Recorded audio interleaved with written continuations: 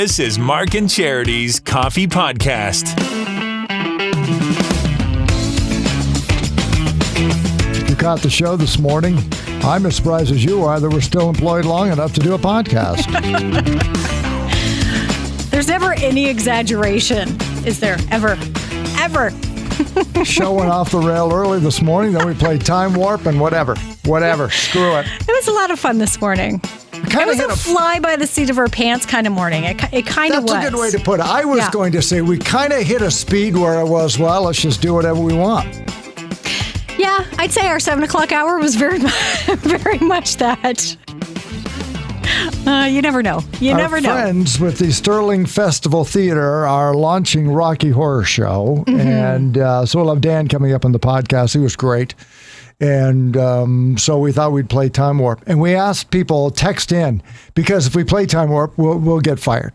It's the type of song, it's one of those seasonal songs. Right. Like Halloween. Yeah, you only play it on Halloween. Yeah, around Halloween. So to play it in July. If nobody else goes to a wedding reception and here's Time Warp. One of our listeners said that was the last Patty song. Lynn said it was the final song at her wedding dance. So, you can't know. See, first of all, that's wrong, because everybody knows you don't play Time Warp after Midnight Buffet.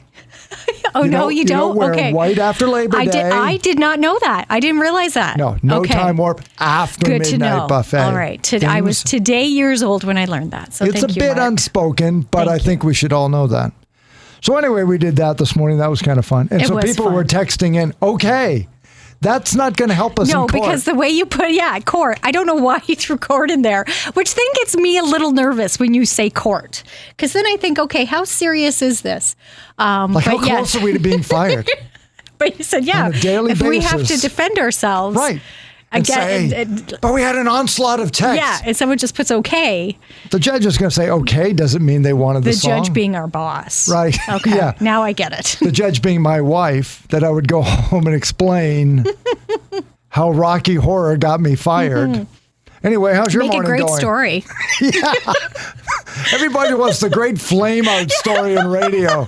Did you go out on the air? Oh, I did. Oh, what did you do? We played Time Warp.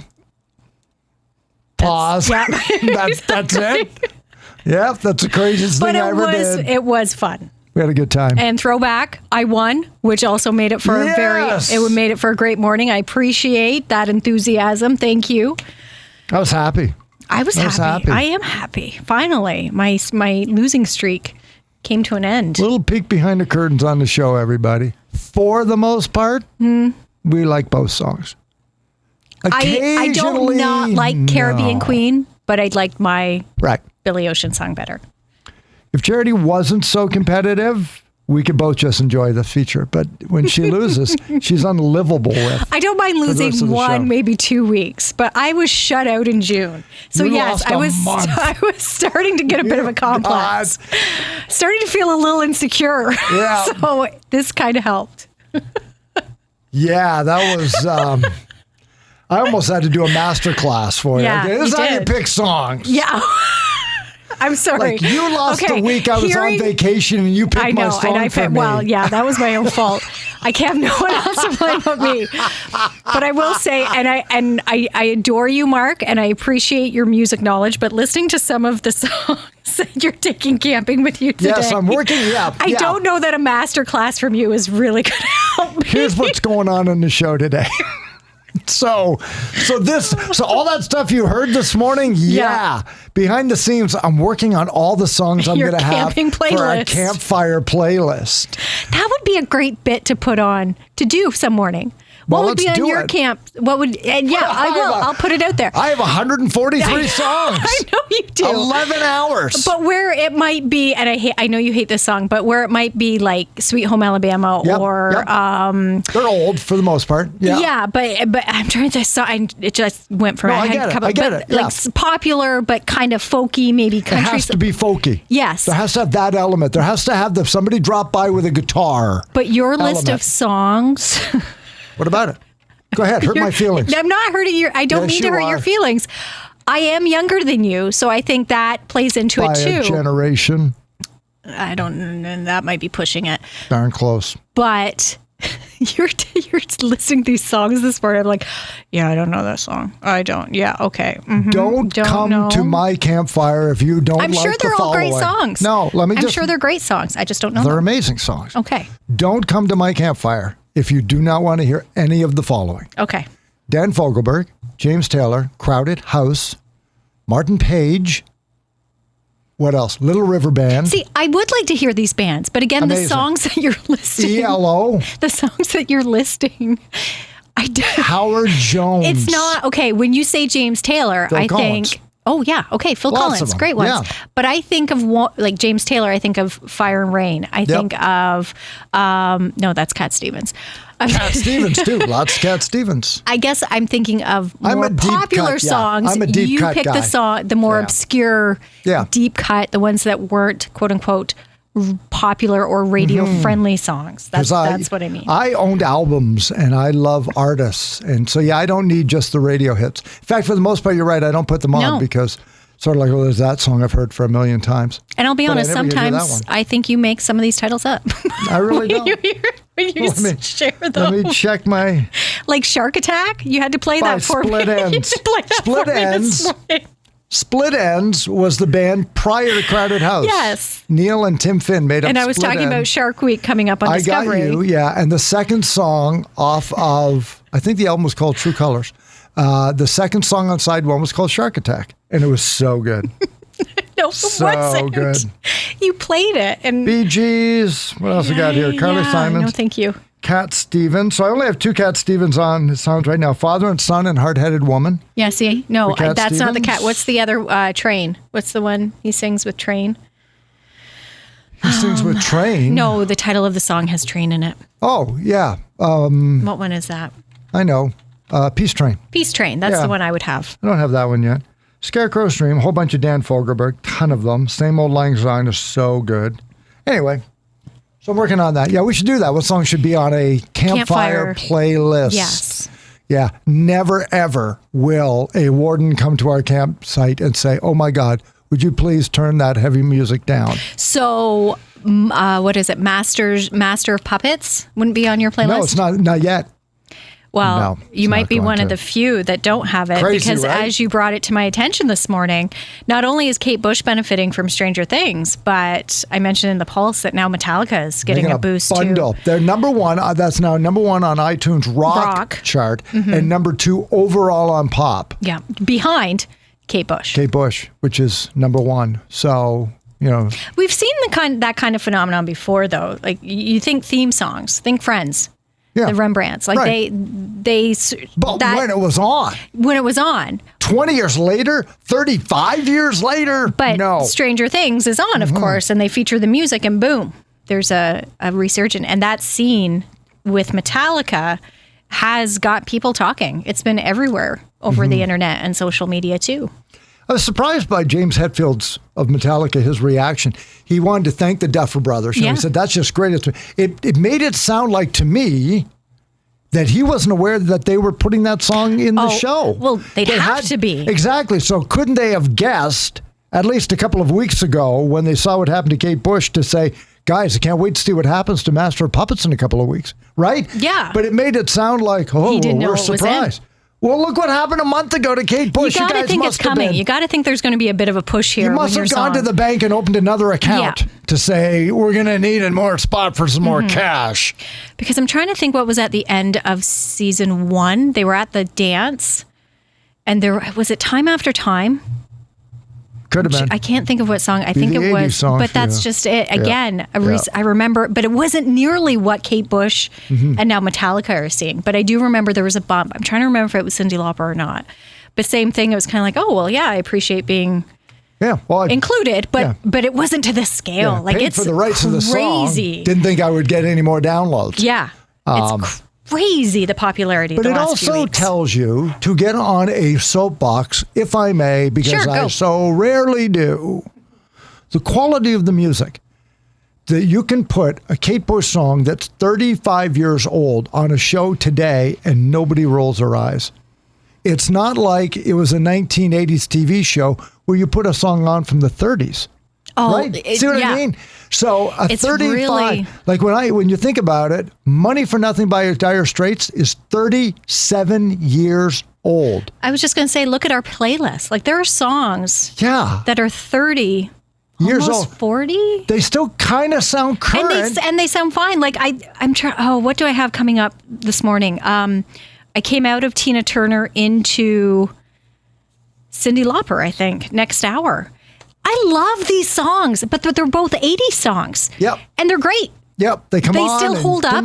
And then we play Shawn Mendes, and then we play like it all goes together, like it's seamless. Mm-hmm. And that's the other great part of thinking about Stranger Things is, yes, it's period piece when you look at the hair. Could we do something about the kids' hair and the clothes? Whoa! Somebody's got to get Will better clothes. Holy smokes. Poor Will. And a haircut. Poor you want to talk about hair and haircut. They dragged the kid into the underworld in season 1, the upside down world. He has not had a good go. This is not his show. No, it's not.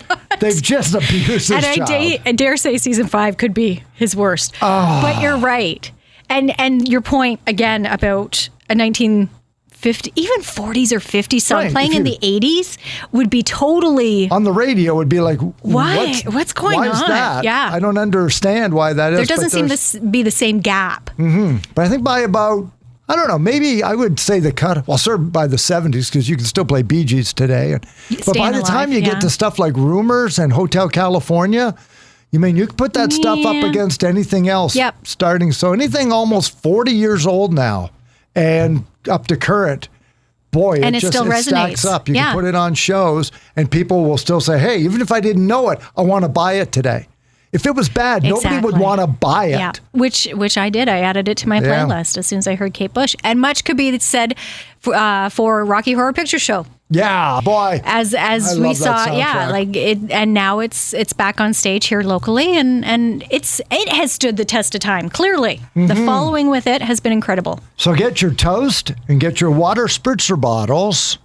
Don't bring your own pickaxe. Spoiler alert if you haven't seen it. What else is going on? Well, we're going to check in with cast member and lighting director Dan Thompson. This is Dan. Hi, Dan. It's Mark and Charity calling from 95.5 Hits FM. How are you? I'm well, thanks. How are you? Very well. Where are you? I'm actually, right now, I'm in the theater getting ready, at Stirling Festival Theatre, getting ready for our opening night for Rocky Horror Show.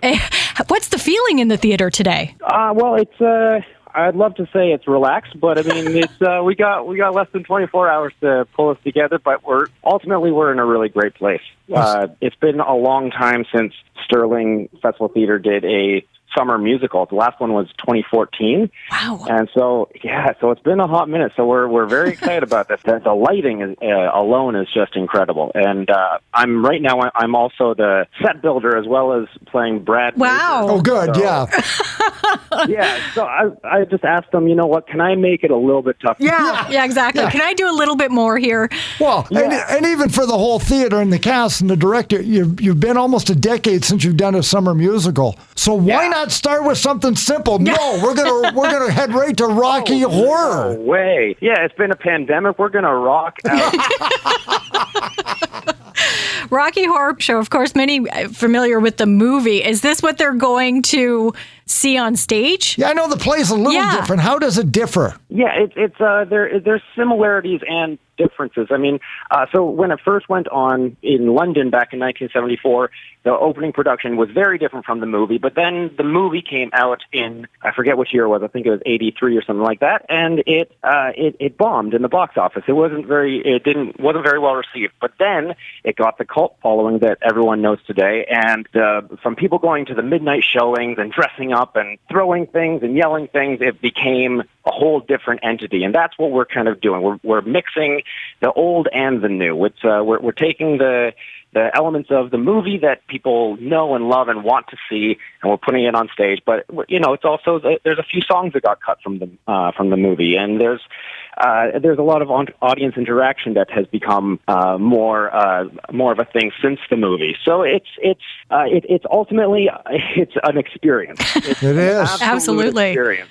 Now, you mentioned you play Brad. Can you tell us about some of the other cast members, some of the others that will be sharing the stage with you? Absolutely. We have such an incredible cast. We have J.P. Baldwin, who is a staple at Stirling Festival Theatre. He's going to be playing Frankenfurter, the Tim Curry's role, Frankenfurter. He looks fabulous on the poster. It looks fabulous. Oh, yeah. Fabulous. And he's been playing this role for, I think, 10 years in Niagara Falls. So he's a pro. So he came in knowing the show, and I was like, what are my lines? You know?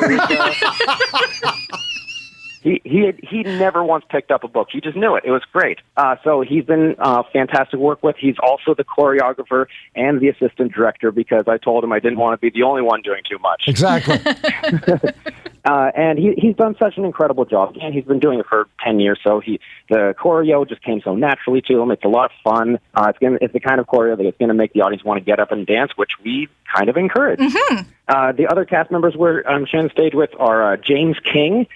He's playing Riff Raff, the role that Richard O'Brien, who wrote the musical, actually originated. And he's a real rock star. He has an album on Spotify under his band James King and the Midnight Hours. It's the perfect. It's all like 1970s kind of music, right? So, and that's exactly his forte. So I'm sharing the stage with some real rock stars with voices that absolutely blow my mind. I have to remember that I have to do my job when I'm listening to them. I'm also sharing with Daniel Wilson. He's a Mervish and Soul Pepper actor who's from Toronto.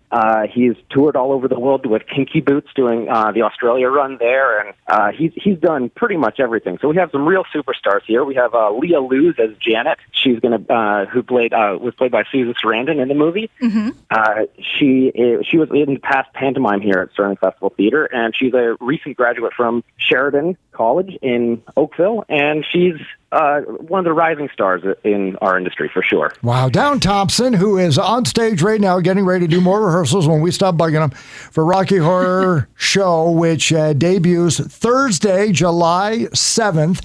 Now, we talked about the similarities with the movie. Are you encouraging all of the audience participation from the movie, or because you're live on stage, you can keep the toast at home? What do you guys prefer? Well, we actually are going to be selling little packages at the theater that, for things that you can throw, things you can do to be part of it, like the movie. The only thing we ask is if you're going to be using any water guns, just avoid our mics. Right. Yeah. Okay. Good thinking. Smart. Yeah, just not in the face. Oh, it sounds like so much fun, Dan. How can people get tickets? The tickets are on sale right now. You can either go to the box office at Stirling Festival Theatre, or you can go online at stirlingfestivaltheatre.com. Tickets or links are right there, and they're going pretty fast, so I'd get on it if you want to come. Not surprising. I guarantee you when you're done, you will go home and you will buy the soundtrack because the songs are fabulous. Yeah. It's a guilty pleasure of mine. Really is. The soundtrack front to back is fabulous, and thanks so much for putting this on. Boy, if you ever wanted to have a lot of fun in the summer, I think you guys nailed it. Oh, I think we absolutely did, and I hope that the audience will agree. I'm sure they will. Great. Thanks so much, Dan. Thank you guys so much. It was lovely talking to you. And there again, a show everyone still loves, and I'm curious to know if my kids will pick up on it. I wonder about that. There is a bit of an age there. There is a bit of an age. No, there is. But I'm sure you saw it with your kids as they got older. I'm sure once they started to show an interest in things that you were already familiar with and grew up with and loved, for them to now become familiar with it and show an interest. I'm interested to see that as the kids get older. Got a text from my daughter who was unaware of all the things you would do throughout it. She was listening to yesterday's podcast, and I said there were 14 things. There's probably 30. It's probably 50 things, though. A few of them you got to get out of your But you know about the fog. Know about the fog, know about the toast, know the horrible things you have to yell out. I know what happens to meatloaf. See, I don't know all of them either. Alert. No? No. I know there's things you do, but I don't know all of them. Yeah. If you've seen it, and Frankenfurter comes out of the freezer, you're supposed to yell, you sure know how to pick your friends. So we'll just leave it at that. There's so many. so many. But love the soundtrack. Do you think it will continue? I guess my point is bringing up my kids. Do you think this following of Rocky Horror will continue? I don't know about that. I can't tell. I'm horrible at predicting the future of stuff like that. Huh. All right. I'm just curious. I just think it's fun. And if it doesn't, I hope something takes its place. Because if streaming has done anything, it's accessibility. We are now able to, because when I was young, if you didn't go see it in the theater, you didn't get it. Yeah. It was never going to be on TV. You couldn't buy things. And if you did, why would you go out and think to buy dozens and dozens of hundreds of movies? But if I said, if I wanted to see Rocky Horror Picture Show, I'm sure it's streaming on one of these platforms right now. So it's so accessible that somebody could say, hey, what movie do you want to watch? You could find it at your fingertips. You didn't even have to go to your own home library or call a friend who owned it so you could borrow it and stuff. And I know to anybody under 30 right those now, days. Anybody under 30, it's like, what are you talking about? Oh, I know. Friends? That's what we'd have to do in those days. Yep. You'd have to wait until it was doing a midnight screening at Rocky Horror. And that was the first time I ever saw it, of course, was a midnight screening. And I know it was like about 5 or 10 minutes before it started, and nobody was sitting. Everybody was in costume. And Kath turned to me, she said, are you nervous? And I said, I am terrified right now. Were you in costume? No, because it's the first time I'd ever seen it. Oh, okay. I was terrified, and literally it was like, no, I was tense. It's like, what's going to happen? Like, I know it's not going to be violent, but what's going to happen? Like I knew some of the songs, but and then by the end, it's like, we got to come back here and do this again, because it's like nothing else I'd ever seen. It was more than just a movie. It was an entire experience. Yeah. Never before had I gone to a movie theater and misbehaved. You sit in your chair and you watch the movie. Not that one. And we know that now. Yeah. 30 years ago, 40 years ago. No, I didn't know that. But so it was a lot of fun. So behave yourself, though, because this isn't a movie. They want you to have there fun. There are live people on stage. Water guns, as Dan said, just not worth their mics. Yeah, avoid the mics. Not good. Be careful with the toast or whatever. Yeah, whatever's in your package when you purchase it on your way in. There, so that's going to be great. Yep. What else going on? It's Waterfront. Do we have time? Sure. Oh my gosh. Do we have a little bit of time? Okay. Waterfront Festival kicks off today. We've been waiting for it. We had Susan Walsh on earlier this week talking about it. It's a big week. It is a big month, but this weekend particularly huge for the Belleville area. Midway opens at 4 today. 4 o'clock. The whole thing opens at 4, but Midway opens at 4. So if you have your ride brace, I think it goes 4 to 11 tonight. So you'll get it well used tonight. Yes. Tomorrow, Saturday, Sunday. Don't even and eat the at home. multicultural Yeah, visit. don't eat at home. We were talking about, actually, we didn't get a chance to talk about it this morning, but how hangry is actually, it's been proven to be an actual emotion. We should save that for tomorrow. Okay, we'll talk about it tomorrow. But my point is, don't be hangry this weekend. There's no reason to be hangry because there are 9 different countries represented this weekend in Belleville on the waterfront that you can enjoy. If you wake up tomorrow, for example, and this has never happened to me, but one day it might. I feel like eating a little Portugal today. You can. Like, where are you going to find it? In Belleville, normally. Yeah. This weekend. Tibet and Thailand will be there again. This weekend. Yeah. Italy. And let's not forget the pop-ups will be there. Yep. Burger Revolution will have their food truck down there. There'll be some local trucks down there too. So there's no reason to be hangry. And fabulous tribute bands and music. BellevilleWaterfrontFestival.com. Phenomenal website, including a tab on free things. Exactly. How much fun? Like the whole that's free to get in. You can go down for free regardless. Yeah. But of course, with the food, you have to buy it. Right. And with the Midway, you should expect to pay for that. But there's other activities too, which you can do absolutely free all weekend with the kids. Just go down and enjoy. Yeah. So hit that website. Eat too much tonight. Be ready for tomorrow. Text us tomorrow morning and say, boy, you guys warned me and I still overdid it. You're like, yeah, I know what you mean. Because as you say, it's a marathon, not a sprint. You really got to pace yourself. That's right. You just, come on, it's only Thursday. No rookie mistakes. But the problem is we've been in a pandemic for 3 summers. I know. So you got to feel like you got to make up 3 summers worth. You don't want to miss it. I want deep fried everything. No, it's a marathon, not a sprint. Tomorrow, dad joke. Wrapping up the week with Galaxy of Games. We've also got your final pair of tickets for the Summer of Fun for Base Subaru. Mm-hmm. Once again, your keyword today is beach. Beach. Fill out your ticket on the website. We've got tickets for you to enjoy for Empire Rock Fest for next week. The Thursday night show with TLC and Jenny Bergman, who we may have on this podcast next week. Yes, we're hoping. Thank you, Andy Forgey. It's kind of in the works at the moment. Yep. It's up to us. She's desperate to get on the podcast. And we said, we have time. Yeah, that's exactly what we said. Jenny's listening right now in like Sweden going, I'm done with Yeah. you too. That's it. I'm done.